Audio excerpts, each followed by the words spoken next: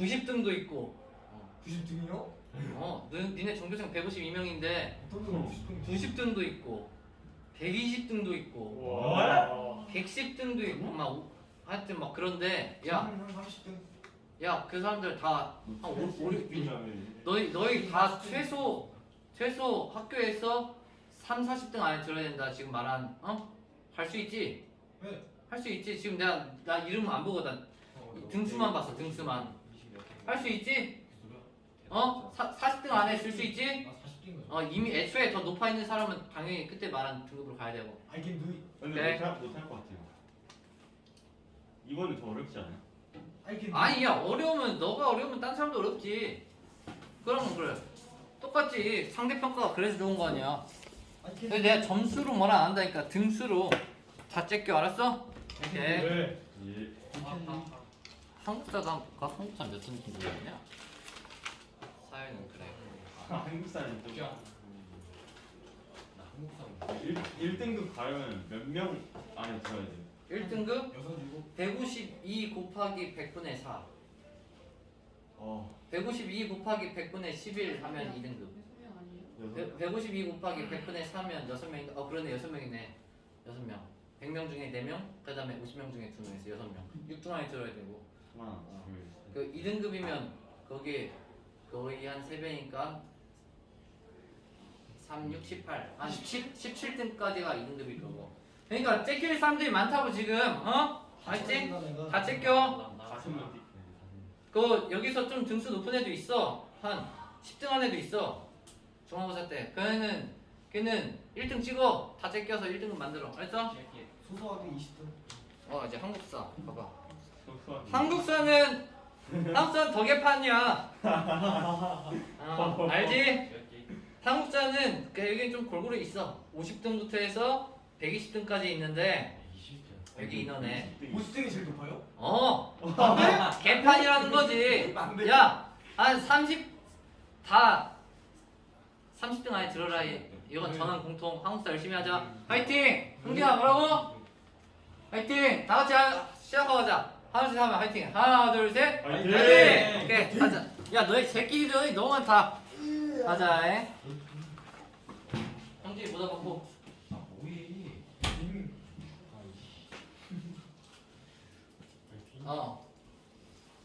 보자 그래서 반민족 행위 처벌법 줄여서 반민법 반민법 반민족 행위 처벌법 무슨 헌법에서 나왔다고? 아니 무슨 국가에서 나왔다고? 재헌국회. 재헌 국회에서 재헌 헌법을 만들어서 반민법 만들고 거기서 반민특위 만들었다 1948년 8월 15일에 우리나라 만들었는데 그러면서 재헌 국회 했을 거 아니야? 이야.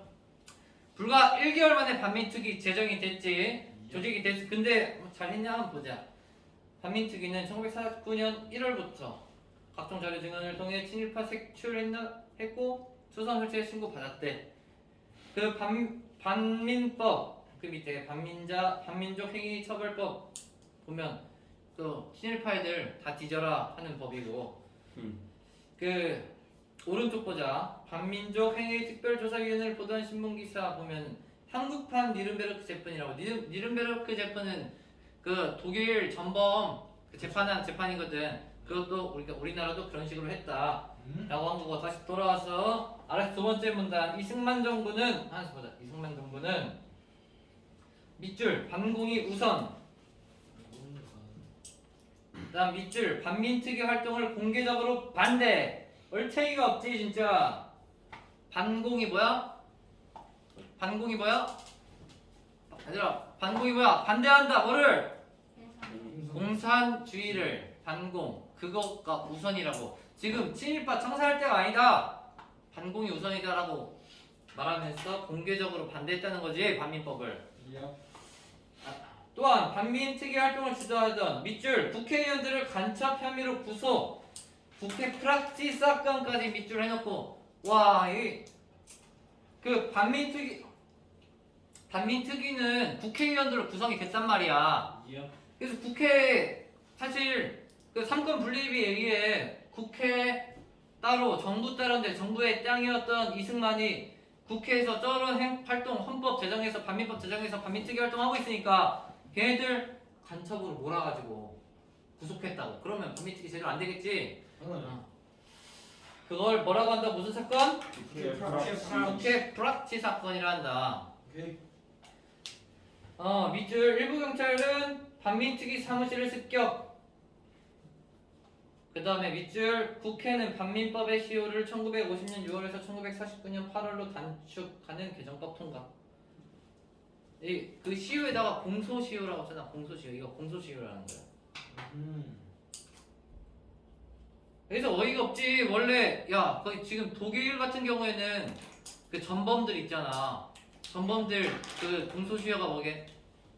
어느 정도 되게. 얘가 공소시효라는 개념은 아니? 네. 너 어떤 사람이 앞에 봐봐. 어떤 사람이 범죄를 저질렀어. 네. 범죄를 저지르면 그 사람의 공소시효는 30년 이랬대. 그럼 30년 뒤에 이거 그 해당 죄로 재판할 수 있는 거 없는가? 없어요. 없어. 그래서 공소시효는 그렇게 중요한데 반민족 행위자들, 걔네들 반민법에 의해서 공소시효가 정해져 있었겠지. 네. 그걸 줄였다는 것은 친일파 청산 제대로 안 하겠다는 소리 아니야, 그치? 그치? 그러고 또 뭐냐? 독일은 무기한이래. 공소시효 없대. 독일은. 그래서 최근이 언제인지는 모르겠는데 90세 할아버지가 들어갔대. 그렇게 뒤지기 전까지 들어갈 수 있는 거지. 공소시효가 없으니까. 보자. 맨 마지막 문다. 결국 반민특위는 활동 개시한 지 몇 개월도 안 돼서 해체 밑줄. 그래서 682건의 친일행위 조사한데 그쳤다. 얼마 못했다는 거지. 그렇죠. 재판에 해부된 사람들을 실형을 선고받은 자는 12명에 불과했고 그나마 대부분 감형되거나 형 집행령들을 풀려났다. 왜? 이승만 대통령이 반대했어. 다음 장 가자. 뭐 어렵지 않지? 아직까지? 네. 농지 개혁 시행. 막 반복했으니까 농지 개혁을 해야겠지. 어떤 농민들에게 어느 정도 토지 주고. 근데 북한의 경우 무상 누구? 몰수, 몰수. 무상 지금. 배분. 해본. 근데 아까 소유권 줬나? 아니요. 안 줬어. 토지 이용권만 줬대 세영진아, 그지? 형장, 북한은 무상 어떻게? 토지를 뭐라고요? 무상? 은비야 무상? 몰수. 형제가 무상 몰수했어. 그 북한에서 무상 몰수하고 무상으로 배부했어. 그치? 근데 뭐만 있었다? 토지 태어나? 토지 뭐만 있었다? 토지 이용권만 있었다. 소유권이 없고.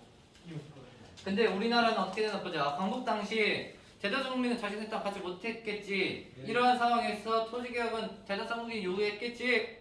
그래서 밑줄 지주 자본가 세력이 지지 기반이던 한국 민주당도 외면할 수 없었다. 밑줄 미군 정착은 토지개혁의 소극적 입장. 밑줄 일본인이 소유했던 귀속 농지를 민간에 매각하는 정도. 미군 정청 직접 통치할 때 이 정도로만 하고 있으니까 밑줄 대한민국 정부 수립 이후 국회는 본격적 토지개혁을 위해 농지개혁법 제정. 농지개혁법 보자 아래. 다음 농지는 적당한 보상으로 정부가 매수한다. 매수한다는 건 산다는 거야. 농가가 아닌 자의 농지 산다. 스스로 경작하지 않는 자의 농지 산다. 다음 어쩌고저쩌고는 보류 뭐 인한다. 그리고 본 법에 규정한 대로 초과하는 부분의 농지 다 산다. 그러니까 지금 너희가 불법적으로 소지하고 있거나 농사 짓지도 않는데 너희 갖고 있는 농지 다 국가가 무조건 산다. 다 내놔라 이거지. 이승만 정부 보자. 이승만 정부. 밑줄 쳐야 되냐? 그냥 이거 그냥 눈으로 보자. 농지개혁을 위해 가구당 토지 소유 상한선을 3정부로 제한했대. 3정부라는 건 저기 이만 어쩌고 그런데 어쨌든 제한 밑줄 치자. 제한. 상한선을 뒀다는 거야. 상한선을 둬서 저 3정부 이상의 토지는 소유하지 못하게. 삼정부를 여기 밑줄 하자. 삼정부를 초과하는 토지는 정부가 사들인 다음 슬래시를 한번 끊고 이를 농민에게 대가를 받고 분배. 그래서 그걸 뭐라 해? 밑줄 유상매입 유상분배.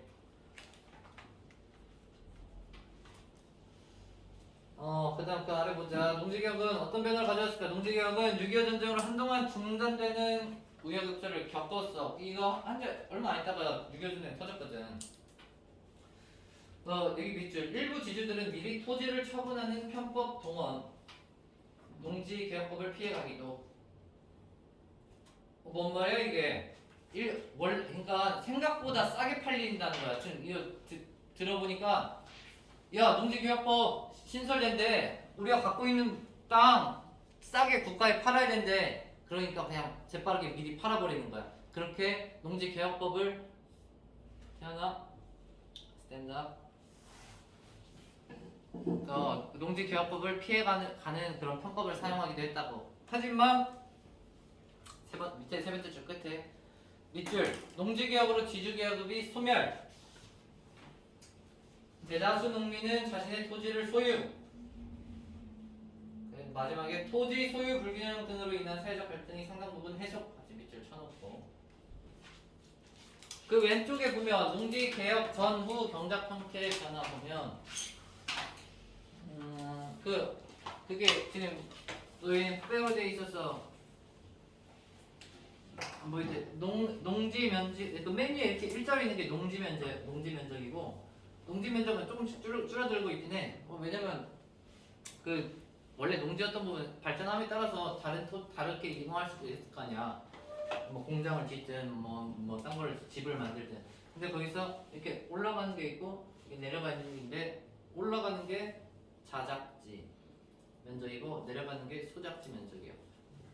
그 소작농 들어갔지? 소작농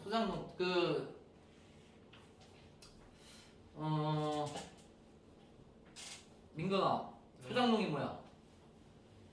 그 땅을 빌려서 농사 짓는. 맞아. 자기 소유 땅 아니고 땅 빌려가지고 거기서 농사 짓고 그 대가를 어느 정도 내는 사람 소작농이라는데 그래서 그게 그 땅을 소작지라 하고.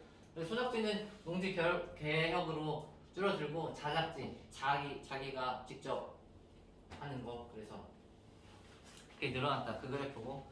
그래서 그 그래프만 보면은 농지개혁법이 떠올라야 되고 농지개혁법은 누구? 이승만 정도. 그 다음에 다음 장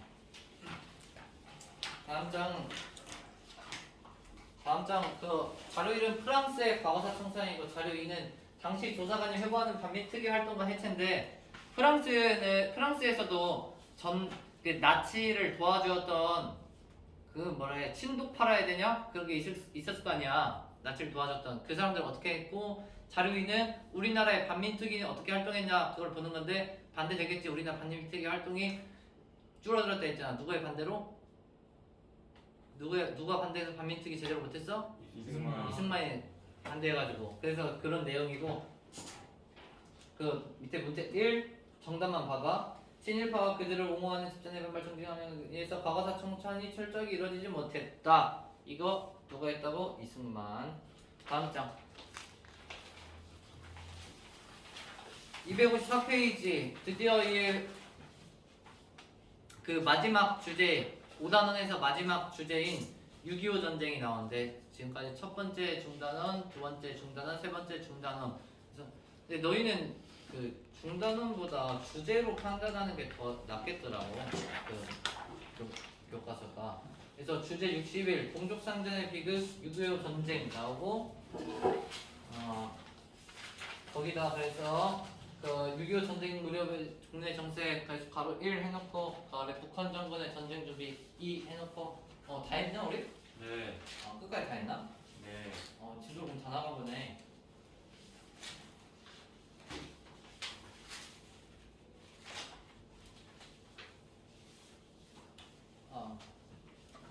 알았어 읽어봐 하고 그냥 끝내고 싶다. 그래서 주제 61번 동족상전의 비극 6.25 전쟁 보면 보자. 그 교실 열기부터 볼래? 교실 열기. 오른쪽 논서는 6.25 전쟁 당시 작성한 정전 협정문, 정전 휴전하는 협정문을 말하는 건데 거기에 이렇게 써 있고 그 문 거기 세모 표시해놓고 태연의 얘기야 태연의 얘기 세모 표시해놓고 정전 협정문은 6.25 전쟁의 당사자 한국 대표 서명이 없었던 까닭은 무엇일까? 거기에 왜 그러냐면 그 예 하면서 답 나오지. 이승만 대통령 북진 통일 계속 주장했어. 우리 지금 밀고 올라갔을 때 힘 받쳐서 계속 그냥 통일해버리자 라고 해서 서명이 없었대. 내려보자. 6.25 전쟁 무렵의 국내 정세 1949년에 접어들면서 남한과 북한의 정치권에서 갈등이 되는데 3.8 도선 일대에서는 장교전이 펼쳐졌고 남북한 간의 군사적 충돌은 밑줄 1949년 말부터 차츰 진정되는 양상. 계속 충돌하다가 49년 말부터는 차츰 진정되는 양상이 있었대. 뭔데야? 찾아봤니? 여기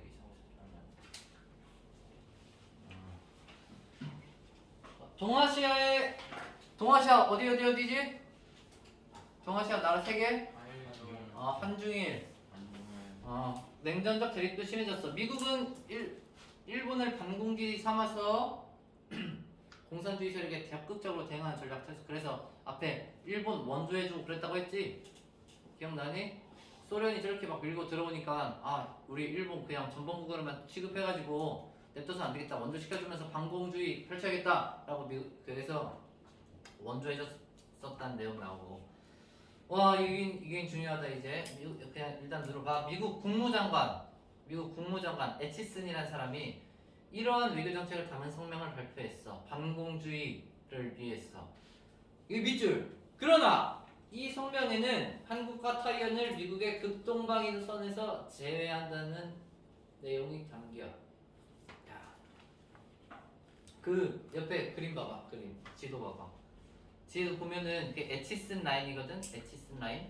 저기서 대한민국이 포함 안 돼 있는 거 보여? 일본은 포함되고. 보여? 네. 다 보여? 우리도 보여? 일본은 포함되고 대한민국 포함 안 했잖아. 거기 대한민국에다 표시해놔. 그래서 이게 뭐 지도를 그리기엔 시간이 좀 걸리니까 대충 그리면 이게 아메리카. 그래서 그 에치슨 그 당시 국무장관 에치슨이 지들 이 서쪽으로도 유럽 쪽으로 해서 유럽 쪽에도 이렇게 선 딱 그어놓고 에치슨 라인을. 그래서 여기까지 우리가 무조건 막을 거야 하면서 이쪽은 공산주의 되면 안 돼. 막 여기도 했는데 일본까지는 했고 여기 근데 타이완을 배제시켰다는 거야. 타이완과 한국을. 그럼 북한 김일성 입장에서 뭐야? 야 미국 얘네들 한국 안 도와주려나 보다. 그렇다고 나면서 내려오는 거지. 저게 큰 계기가 되었대. 에치슨 라인이 6.25 전쟁 시작에. 그래서 에치슨 선언 보면 이방위선은 어쩌고저쩌고 해서 맨 마지막 밑줄 군사적 공격으로부터 안전을 보장할 수 없다는 점을 명백히 밝힌다. 야 에치슨 선언으로 인해서 대한민국 X됐다 된 거지. 북한 정권의 전쟁 준비 보자. 김일성은 한반도 안팎의 정세가 불안한 가운데 전쟁 준비 박살을 가했어. 소련 방문해서 밑줄 무기와 군사고문단 지원 받. 밑줄 중국과는 비밀 군사 협정. 중국 내전에 참여했었던 3만여 명의 조선 의용군은 북한으로 들어가 인민군의 핵심 전력이 되었고, 반면 남한은 이게 다 부족했어. 끝에 밑줄 주한미군도 일부 군사 고문단 제외하고는 대부분 철수. 왜 철수했겠어? 왜 철수했어? 에치슨 라인에서 제외됐잖아. 야 철수. 진짜 그런 거지.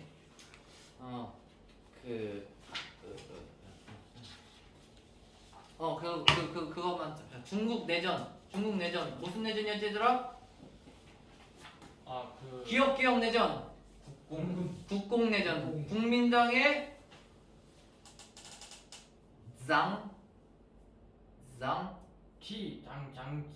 지읒 장제스. 공산당의 오쩌둥. 마오쩌둥. 그게 국공 내전, 중국 내전에 있을 때 그 우리나라 이 위쪽에 있던 의용군들은 이렇게 지원 나갔었는데 걔네들이 돌아와서 북한 군대 핵심이 되었대. 그 3만 명이. 다음 장. 1950년 6월 25일. 1950년 밑줄 쳐놓자. 1950년. 6.25 전쟁은 1950년이야. 광복으로부터 몇 년 뒤야? 5년 뒤. 광복으로부터 5년 뒤. 대한민국 정부 수립부터 몇 년 뒤야? 2년. 2년 뒤. 제형 정부 수립이 1948이었잖아. 그럼 북한 정부 수립부터 몇 년 뒤야? 2년. 2년 뒤. 북한 정부 수립 1948 9월이었잖아. 그지? 네. 그러니까 1950년 겨우 2년 만에. 2년도 좀 안 되는 시점이지. 밑줄 전면적인 남침. 북침 아니고 남침. 전쟁 초기에 이렇게 쭉 북한 인민군은 국군을 일방적으로 그렇죠. 밑줄 개전 3일 만에 서울 점령. 밑줄 낙동강 일대를 제외한 남한 대부분 지역을 장악. 7월 말도 표시해놓자. 7월 말도 표시해놓자. 7월 말에는 낙동강 일대까지 밀린 거야. 그래서 밑줄 이승만 정부는 대전, 대구를 거쳐 부산으로 수도 옮기는 한편 미국의 도움 요청. 수도를 여러 차례 옮길 수밖에 없었겠지. 이것도 며칠 만에. 그래서 최종 수도는 어디였어? 부산. 최종 수도는 어디였어? 부산. 기억해야 돼. 부산. 왠지는 뒤에 알려줄게. 다시 서울로 수도를 옮기긴 하지만 부산이 최종 수도였지. 그 전에. 미군이 신속하게 공공해군 투입하고 일본에 주둔했던 육군 파병했는데 미국은 파병했고 이제 유엔군도 파병을 하지. 소련이 불참 밑줄. 소련은 불참했어. 세연아 스탠드업. 스탠드업해서 저 옆에서 스탠드업해서 스탠드업 해가지고 그거 필기해.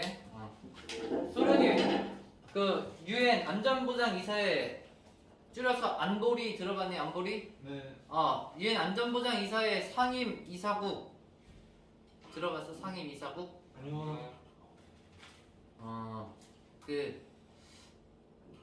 상임 이사국이었 그냥 상임 이사국 그냥 거기 유엔 안보리의 대빵들 미국, 소련 그 당시에 미국, 소련, 프랑스, 영국 그냥 거기에 지금 추가돼가지고 일본이랑 하나 또 어디였지? 현재는 그런데 어쨌든 그 안보리 대빵들 상임위원회 걔네들의 전원 동의가 있어야 유엔의 정책이 결정이 되거든. 그런데 소련이 불참을 했어. 그래서 소련 불참한 제 나머지가 전원 동의해서 유엔군 파견했을 텐데 보자. 소련이 불참한 가운데 밑줄 유엔 안전보장 이사회 줄여서 안보리는 북한을 침략자로 규정하고 유엔군 파병을 결의. 유엔군은 미국을 중심으로 영국, 프랑스, 터키 등 밑줄 16개 군대로 구성. 그 다음에 이승만 정부는 군사작전 우리가 해봤자 뭐 없잖아. 그러니까 효과적으로 수행하기 위해서 밑줄 국군 지휘권을 유엔 사령관에게 이관. 유엔 사령관 그 당시 누구야? 그 유명한 메가더 장군 유엔 사령관에게 지휘권을 다 넘긴 거지. 유엔군은 밑줄 인천 상륙작전. 인천 상륙작전으로 전세 역전을 시킬 발표 마련했지. 밑줄 9월 말에는 서울을 수복. 밑줄 계속 여세를 모아 38도선 돌파. 그다음 밑줄 10월 말에는 압록강 일대까지.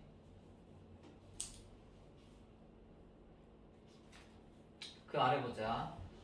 그래서 쭉 밀고 갔어. 저 위에까지 쭉 밀고 갔어.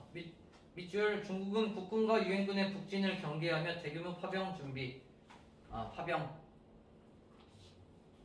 아까 북한이 중국이랑 비밀 군사협정 맺었다 했잖아. 그래가지고 국군내전 끝난 지 얼마 되지도 않았으면서 파병을 한 거야.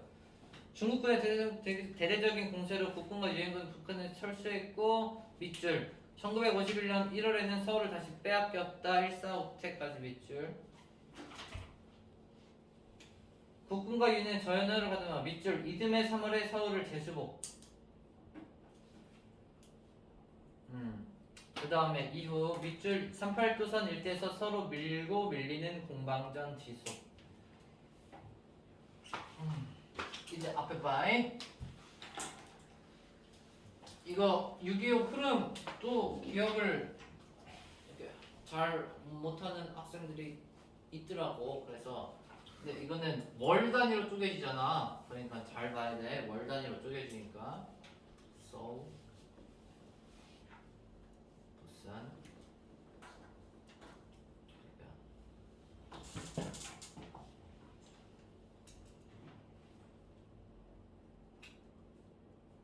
낙동 리버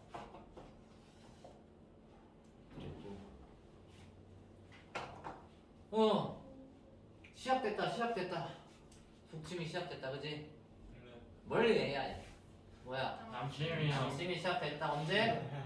1부 1950년 6월 25일. 2월 25일 남침. 그래서 개전 3일 만에 그럼 6월 28일이겠네. 서울 점령. 그다음에 7월 말에는 낙동강 제외 점령. 여기까지 쭉 밀고 왔겠지. 여기부터. 네. 야 벌써 끝나? 6시까지 아니야? 6시간인데.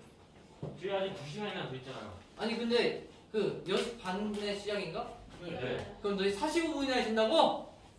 30분이요. 근데 왜 15분이야? 어? 저 언젠데요? 6시 15분 지금 6시 45분인데? 어? 네? 30분 쉬잖아. 어? Sit down. 저 화장실 가야 돼. Sit down please. 저 1시간. Sit down please. 이까지만 할게. 밥 10시간. 여기까지만 할게. 그래서 급한데. 근데 밥 45분인 거 아니에요? 아, 내가 진짜 확인해 볼게. 저 화장실